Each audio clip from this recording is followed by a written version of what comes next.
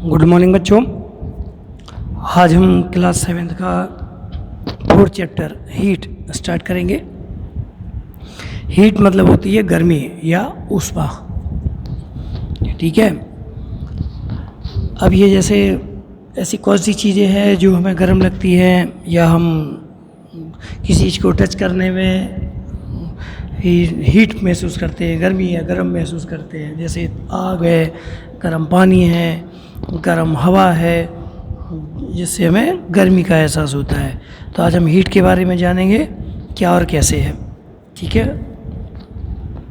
तो आपको पता होगा गर्मी के दिनों में हम लाइट कलर या कॉटन के कपड़े ही पहनते हैं, है ना। और वूलन क्लॉथ्स जो होते हैं वो हम गर्मी के दिनों में नहीं पहनते हैं। गर्मी के दिनों में हम हमेशा क्या पहनने की कोशिश करते हैं, हम लाइट कलर या सफ़ेद कलर के कपड़े पहनना पसंद करते हैं ताकि हमें कंफर्टेबल महसूस हो, है ना। तो क्या है हीट के संबंध में जानकारियाँ आपको देते हैं, पढ़ाते हैं, कैसा क्या है आइए जानते हैं। हॉट एंड कूल, गर्म और ठंडा। तो आप अपने दैनिक दिनचर्या में देखते हैं कि कई चीज़ें ठंडी होती हैं, कई चीज़ें गर्म होती हैं। एक छोटी सी टेबल है, इसको हम देख लेते हैं। एक फर्स्ट कॉलम में आपको ऑब्जेक्ट दिया है, फिर आपको बताना है कोल्ड है कि कूल है, वार्म है या हॉट है। इस तरीके से मैं उसको देख रहे हैं। जैसे आइसक्रीम क्या होती है, कोल्ड या कूल होती है। Spoon in a tea cup, अगर आप किसी चाय के कप में चम्मच डाल देंगे तो चम्मच की स्थिति क्या होने वाली है, वो ठंडा रहेगा या गर्म हो जाएगा। तो हम सब जानते हैं वो गर्म हो जाएगा। फ्रूट जूस, अब फ्रूट का जो जूस होता है वो ठंडा होता है या गर्म, आप लोगों ने पिया होगा, ठंडा ही होता है। Handle of a frying pan, जो फ्राइंग पैन होते हैं इसमें हम कुछ भी कुकिंग करते हैं तो उसका जो हैंडल है, पूरे फ्राइंग पैन की बात नहीं हो रही है, हैंडल, तो आप देखेंगे हैंडल हमेशा ठंडा ही रहता है, तब हम उसको पकड़ के काम कर पाते हैं। तो यही आपको थोड़ा सा बताना था।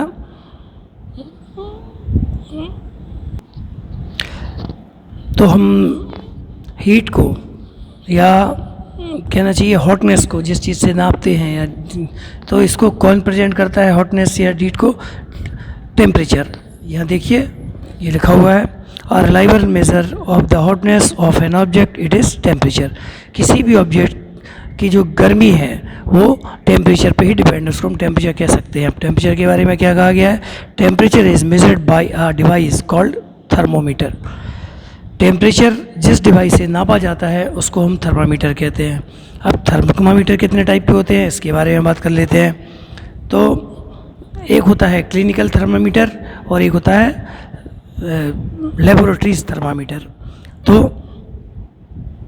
हम ये कह सकते हैं कि जब हमारे परिवार के किसी सदस्य को या हमें फीवर होता है तो हम उसको नापने के लिए या टेम्परेचर को नापने के लिए थर्मामीटर का यूज़ करते हैं, उसको हम क्लिनिकल थर्मामीटर कहते हैं। क्लिनिकल थर्मामीटर जो होता है उसका टेम्परेचर कहाँ से कहाँ तक होता है वो हम आपको बताते हैं।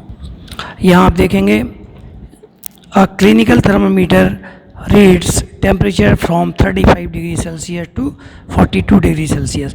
जो क्लिनिकल थर्मामीटर होता है वो 35 सेंटीग्रेड से 42 सेंटीग्रेड तक का टेम्परेचर मेज़र कर सकता है या करता है, ठीक है। अब बात आती है कि हम थर्मामीटर को पढ़ें कैसे, थर्मामीटर में हम टेम्परेचर को कैसे नापते हैं, कैसे पढ़ते हैं। तो इसके बारे में हम आपको थोड़ी सी जानकारी दे देते हैं। तो सबसे पहले तो ये होता है कि जो थर्मामीटर होता क्या है। थर्मामीटर एक ग्लास का बना होता है। इस पिक्चर में देखिए ये ऑब्जर्व कर रही है लड़की थर्मामीटर से टेम्परेचर। तो थर्मामीटर को कभी भी हम इसमें ये ग्लास का बना होता है, कांच का बना होता है, इसमें टेम्परेचर रीडिंग्स लिखी होती हैं। और ये जो आप देख रहे हो बल्ब जैसा, इसमें मरकरी का सिंबल क्या है, Hg। ये एक ऐसी मेटल है जो लिक्विड स्टेट में होती है और बहुत हार्मफुल होती है, टॉक्सिक होती है, इसलिए ये इसमें ये मरकरी भरी हुई होती है। कभी भी हम थर्मामीटर को जो है बल्ब की तरफ से या जहाँ पे थर्मामीटर में मरकरी भरा हुआ है उसको पकड़ के नहीं उठाते हैं।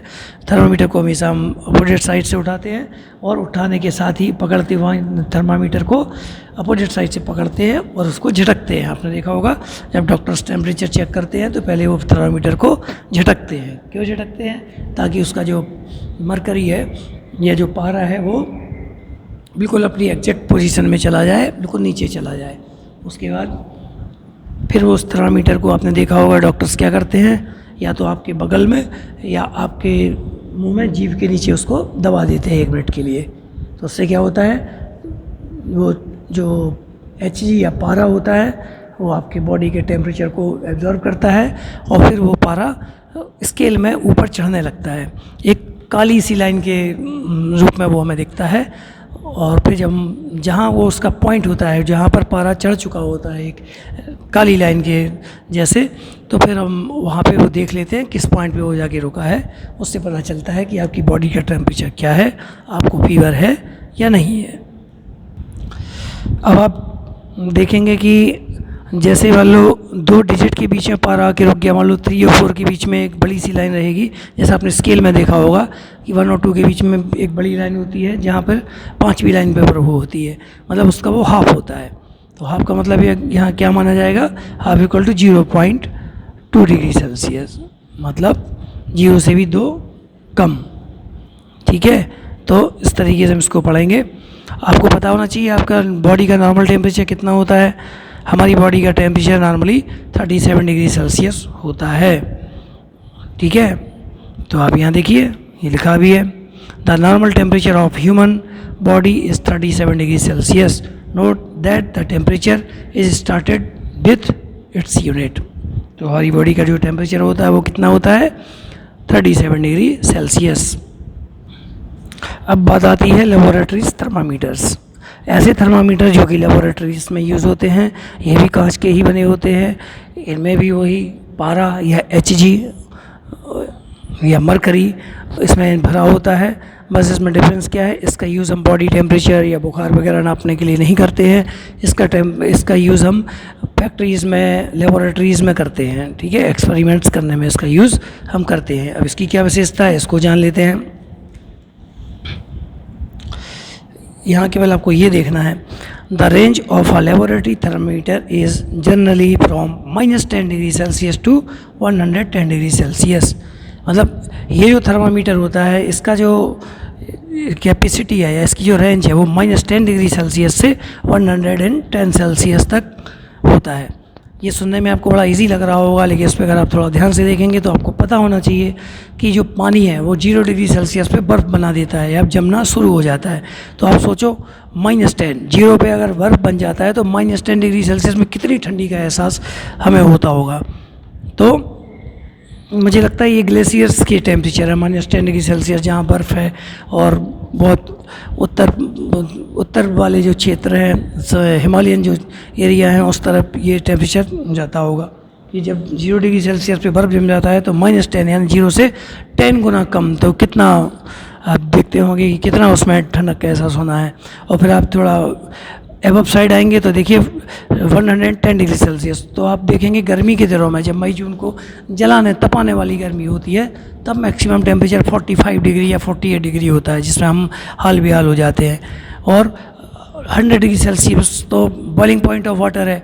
आप देखेंगे पानी 100 डिग्री सेल्सियस पे उबलने लगता है। तो यहाँ 110 की बात हो रही है, यानी कितना ज़्यादा टेम्परेचर। आप सोच सकते हैं कि हम 45 या 38 के ऊपर भी हम सर्वाइव करना में कठिन हो जाता है, और 45 डिग्री में तो हम मई जून की तपती हुई गर्मी होती है कि हम बाहर नहीं खड़े हो सकते। तो आप सोचो 110 डिग्री सेल्सियस में क्या हाल होते होंगे। तो ये जो थर्मामीटर है, लेबोरेटरीज थर्मामीटर, ये -10 डिग्री सेल्सियस से 110 डिग्री सेल्सियस तक का टेम्परेचर मेज़र करता है।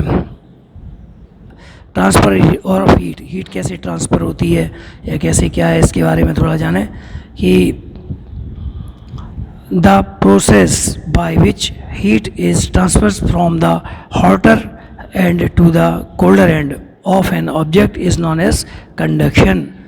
conduction यानी कह सकते हैं किसी चीज़ का ठंडा होना। आप देखेंगे कि अगर आप किसी एक लोहे की छड़ को थोड़ा गर्म कर रहे हैं फ्लेम से, तो जहाँ जिस तरफ आग के साइड है वो एकदम से गर्म होगी, और धीरे धीरे जो आपके आग से दूर तरफ होती जाएगा कोई ऑब्जेक्ट, तो आप देखेंगे कि दूसरे पॉइंट पे वो एकदम ठंडा रहता है। जहाँ से वो फ्लेम में आग के टच में है वहाँ वो ज़्यादा गर्म रहेगा, बीच में उसके बाद थोड़ा सा कम होते होते दूसरे पॉइंट तक वो ठंडा होता है। तो हम कह सकते हैं कि energy hotter and to heat transferred from the hotter end to the colder end of an object is known conduction. इसको हम conduction कहते हैं. बहुत साल पहले भी आप पढ़ चुके होंगे, छोटी क्लासेस में पढ़ चुके होंगे, तो ज़्यादा कठिन वाली बात नहीं है.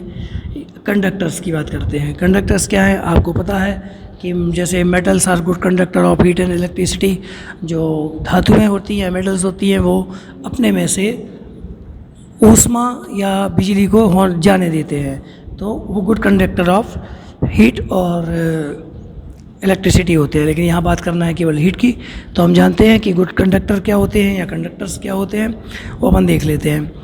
The materials which allow heat to pass through them easily are conductor of heat. जैसे एल्यूमिनियम है, लोहा है, मतलब आयरन है, कॉपर है, ये जो मटेरियल्स है. और the materials which do not allow heat to pass through them easily are poor conductor of heat. जो अपने में से ऊष्मा या बिजली को नहीं जाने देते हैं, उस अपने से ट्रांसफ़र नहीं होने देते हैं, वो बैड कंडक्टर ऑफ हीट या इलेक्ट्रिसिटी कहलाते हैं, या इनको हम इंसुलेटर भी कहते हैं. ये पुअर कंडक्टर ऑफ हीट होते हैं. तो हम कह सकते हैं poor conductor are known as insulator. उनको हम इंसुलेटर कहते हैं. जैसे प्लास्टिक्स हो गए, लकड़ी हो गई, फोम हो गया. आप देखते हैं कि जब हम इस्त्री या प्रेस करते हैं तो उसका जो हैंडल होता है उसके ऊपर प्लास्टिक का कवर लगा रहता है.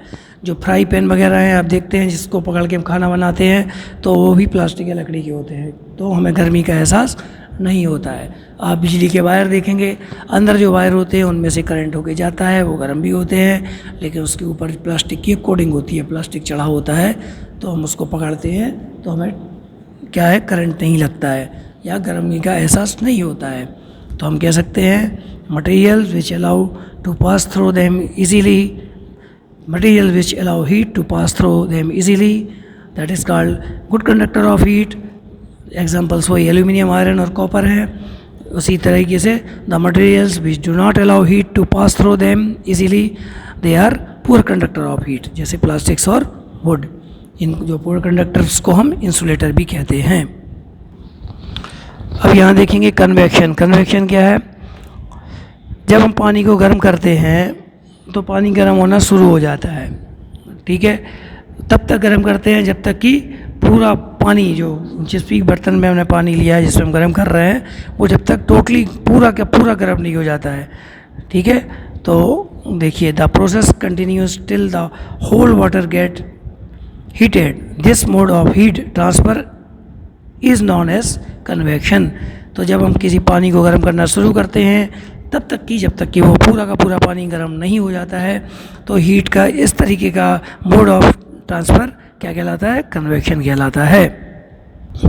अब हम बात कर लेते हैं सी ब्रीज और लैंड ब्रीज. ऐसी हवाएं जो समुद्र से ज़मीन की तरफ जाती हैं और ऐसी हवाएं जो ज़मीन से समुद्र की ओर जाती हैं, तो वो उनको हम सी ब्रीज या लैंड ब्रीज कहते हैं. अब इसके बारे में भी हम थोड़ी सी आपको जानकारी देते हैं, थोड़ा ध्यान से सुनिएगा. क्या है, जो लोग समुद्री एरिया साइड रहते हैं वो कोस्टल एरिया कहलाता है. तो the people living in coastal area are experience and interesting phenomenon during this the day. The land gets heat faster than the water. जो हमारी ज़मीन है वो पानी की अपेक्षा बहुत जल्दी गर्म होती है. The air over the land become hotter and rise up. जो हवा है वो क्या होता है, land become hotter and rise. जो गर्म हवाएं होती हैं वो ज़मीन को गर्म करती हैं और गर्म हवाएं ऊपर की ओर उठती जाती है और उनकी जगह लेने के लिए ठंडी हवाएं नीचे आ जाती हैं. तो the cooler air from the sea reach in toward the land, it takes its place. तो ये कहने का मतलब ये है कि जो हवाएं होती हैं वो ज़मीन को गर्म करती हैं और हल्की होकर ऊपर चली जाती हैं, तो उनकी जगह भरने के लिए समुद्र की तरफ से ठंडी हवाएं आती हैं और उनकी जगह ले लेती है. The warm air from the land moves toward the sea. The warm air from the land moves toward the sea. माने ऐसी गर्म हवाएं जो ज़मीन से समुद्र की ओर जा रही हैं. ठीक है, टू कंप्लीट अ साइकिल, और एक साइकिल या एक चक्र को कंप्लीट करती है. The air from the sea is called sea breeze. The air from the sea is called sea breeze. तो जो हवा समुद्र से आ रही है ठीक है। जो हवा समुद्र से आ रही है उसको हम कहते हैं sea breeze. To receive the cooler sea breeze, the window of the house is coastal areas are made up of face the sea. At night it is exactly the reverse, the water cool down more slowly than the land। अब जो पानी होता है वो ज़मीन से बहुत कहना चाहिए ज़मीन की अपेक्षा बहुत धीमी गति से ठंडा होता है। पानी जो होता है वो ज़मीन की अपेक्षा बहुत धीमी गति से ठंडा होता है। So the cool air from the land moves toward the sea. The cool air जो ठंडी हवा है फ्रॉम द लैंड, जो अब कहाँ जा रही है, from the land moves toward the sea. अब जो ठंडी हवाएं हैं वो ज़मीन से समुद्र की ओर जा रही हैं, that is called land breeze. तो ऐसी हवाओं को हम क्या कहते हैं, लैंड ब्रीज। सीधी सी बात है, जो समुद्र से हवाएं आ रही है वो सी ब्रीज, जो लैंड से हवाएं आ रही है वो लैंड ब्रीज। ठीक है। ये पिक्चर के माध्यम से आप देख सकते हैं डे टाइम में क्या होता है। डे टाइम में क्या है, ये देखिए समुद्र से हवाएं कहाँ जा रही हैं, घर की ओर जा रही हैं।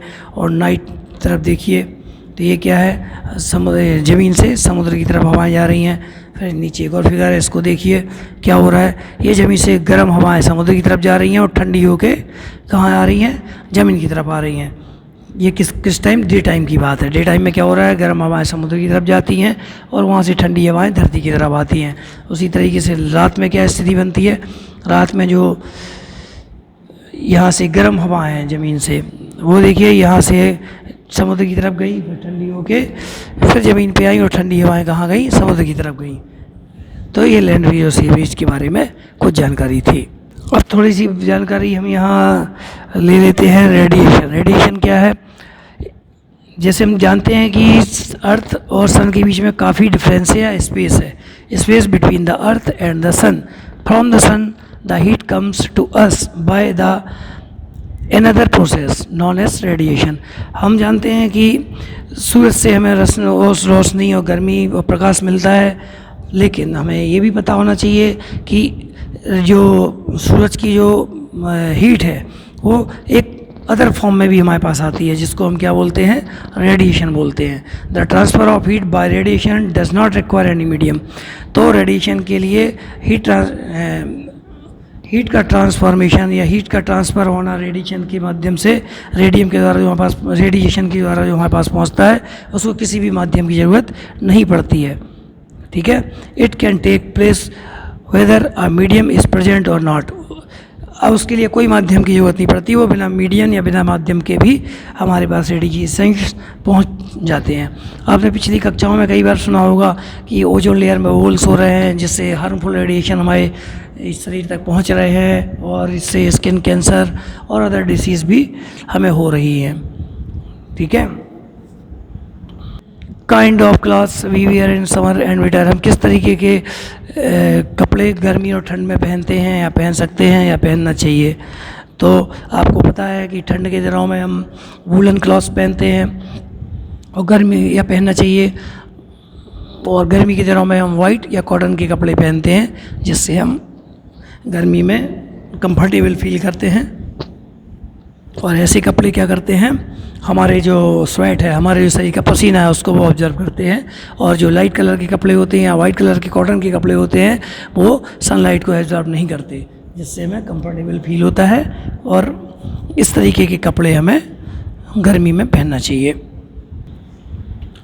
देखिए यहाँ हम पढ़ सकते हैं, We feel comfortable with dark colored clothes in the winter and light colored clothes reflect most of the heat that falls on them, and therefore we feel more comfortable wearing them in the summer। क्योंकि जो dark colour होते हैं वो heat को absorb करते हैं, इसलिए हम अगर ये ऐसे कपड़े गर्मी में पहनेंगे तो हमें बहुत गर्म फील होगा और हम कंफर्टेबल महसूस नहीं करेंगे। जबकि ठंड के दिनों में हमें गर्मी की ज़रूरत पड़ती है, तो हम डार्क या वूलन क्लॉथ्स पहनते हैं। वो हीट को जो हमें सनलाइट से मिलती है उसको एब्जॉर्ब करते हैं और हमें गर्मी का एहसास कराते हैं और हम कंफर्टेबल फील करते हैं। तो डार्क कलर हमें ठंडे के दिनों में पहनना चाहिए और गर्मी के दिनों में हमें लाइट कलर पहनना चाहिए। हम चैप्टर के लास्ट में ये पढ़ लेते हैं, व्हाट हैव यू लर्न, आपने इस चैप्टर से क्या सीखा, और ये पढ़ने के साथ ही हमारा ये चैप्टर ख़त्म हो जाएगा और इसकी जो एक्सरसाइज है वो आपको PDF के माध्यम से भेज दी जाएंगी। तो आइए इसको थोड़ा ध्यान से पढ़ते हैं। Our sense of touch is not always a reliable guide to the degree of hotness and object. अगर हम छू के किसी चीज़ को देखते हैं तो हमें ठंड या गर्मी का एहसास तो हो जाता है, लेकिन ये एक हम कहें प्रॉपर तरीके से ये या इसको डिग्री ऑफ हॉटनेस ये नहीं बता पाता है। हम नहीं पहचान सकते छू के कि कितने डिग्री टेम्परेचर है। Temperature is a measure of the degree of hotness of an object. Temperature जो होता है वो किसी भी ऑब्जेक्ट के हॉटनेस को नापने का डिग्री है, यह मेजर ऑफ द डिग्री है। Thermometer is a device used for measuring temperature. तो थर्मामीटर एक ऐसी डिवाइस है जो टेम्परेचर को मेज़र करती है। Clinical thermometer used to measure our body temperature. The range of this thermometer is from 35 degree to 42 degree Celsius. हमने जैसा कि आपको बताया था, एक क्लिनिकल थर्मामीटर होता है जो कि हमारी बॉडी का टेम्परेचर नापने के काम में आता है और इसकी रेंज 35 डिग्री से 42 डिग्री सेल्सियस तक होती है। For other purpose we use the laboratory's thermometer. The range of these thermometers is usually from -10 degree Celsius to 110 degree Celsius. Other purpose से जिस थर्मामीटर का हम यूज़ करते हैं वो लेबोरेटरी थर्मामीटर होता है जिसकी रेंज -10 डिग्री सेल्सियस से 110 डिग्री सेल्सियस तक होती है। The normal temperature of the human body is 37 degree Celsius. हमें पता होना चाहिए कि जो नॉर्मल बॉडी टेम्परेचर है वो 37 डिग्री सेल्सियस होता है। The heat flows from a body at a higher temperature to a body at a lower temperature। जो गर्मी या हीट होती है वो किसी भी बॉडी में हायर टेम्परेचर से लोअर टेम्परेचर की ओर फ्लो होती है। ठीक है। There are three ways in which heat can flow from one object to another. यहाँ 3 तरीके हैं जिससे जो गर्मी है वो एक ऑब्जेक्ट से दूसरे ऑब्जेक्ट की तरफ बहती या ट्रांसफ़र होती है।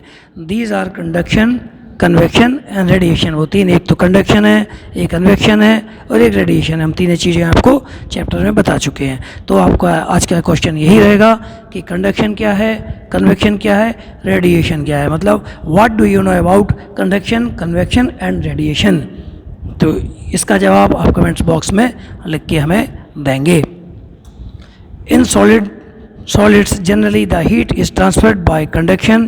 In liquids and gases the heat is transferred by convection. No medium is required for transfer of heat by radiation। कहने का मतलब ये है कि जो सॉलिड में हीट ट्रांसफ़र है उसको हम कंडक्शन कह सकते हैं, कंडक्शन के द्वारा हीट ट्रांसफर्ड होती है। लिक्विड में और गैस में जो हीट ट्रांसफर्ड है वो कन्वेक्शन के माध्यम से होती है। और रेडिएशन में जैसा कि हम जानते हैं किसी भी प्रकार की मीडियम की ज़रूरत नहीं होती है। The materials which allow heat to pass through them easily are conductors of heat। जो मटेरियल्स अपने में से हीट को बहुत इजीली जाने देते हैं या ट्रांसफ़र होने देते हैं वो गुड कंडक्टर ऑफ हीट या कंडक्टर्स ऑफ हीट कहलाते हैं। The materials which not allow heat to pass through them easily called insulator. ऐसे मटेरियल्स जो अपने में से हीट को पास नहीं होने देते हैं साधारण तरीके से या सरलता से, वो इंसुलेटर या पुअर कंडक्टर ऑफ हीट कहलाते हैं। Dark coloured object observe radiations better than the light coloured object. जो डार्क कलर के ऑब्जेक्ट होते हैं वो रेडिएशन को एब्जॉर्ब करते हैं लाइट कलर के ऑब्जेक्ट्स की अपेक्षा। That is the reason we feel more comfortable in light coloured clothes in summer. यही कारण है कि हम समर या गर्मी के दिनों में लाइट कलर के कपड़े हमें बहुत कंफर्टेबल महसूस कराते हैं। Woollen clothes keep us warm during winter. जो ऊनी कपड़े हैं वो हमें ठंड के दिनों में गर्मी का एहसास कराते हैं। इट इज़ सो, ये इसलिए होता है because wool is a poor conductor of heat and it has air trapped in between the fibres. ये जो होता है वूल जो होता है वो पूरा कंडक्टर ऑफ हीट होता है और वो गर्मी को या गर्म हवा को फाइबर्स के बीच में रोक के रखता है जिससे कि हमें गर्मी का एहसास होता है। इस तरीके से आज आपका ये चैप्टर नंबर 4 कंप्लीट होता है। Thank you.